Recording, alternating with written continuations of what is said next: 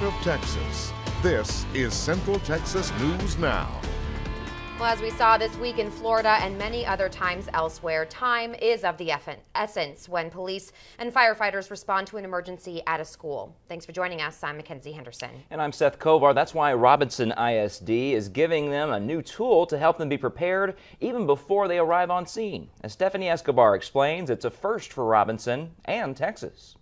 In an emergency at a school, knowing the floor plan and where the fire hydrants are is crucial. Time is critical, and obviously the more information we have, that makes us more effective, makes our response much more efficient, and it allows us to be quicker. Robinson police officers and firefighters now have information about the district at their fingertips. That's thanks to the CommandScope incident pre-planned program that compiles all of those details in one place. It's software no other school district in Texas has. You could click on the water supply and see how much water supply was coming from fire hydrants.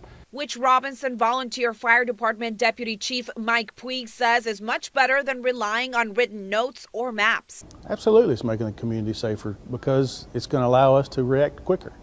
Timing that the Robinson ISD's Director of Special Programs says can keep students safe during emergencies. When it comes to those situations with active shooters, speed is of the importance, and how quickly law enforcement can get to the scene and how quickly they can have vital information to deal with it makes a huge difference. Information is the key to safety, and we all have to work together. In Robinson, Stephanie Escobar, Central Texas News Now.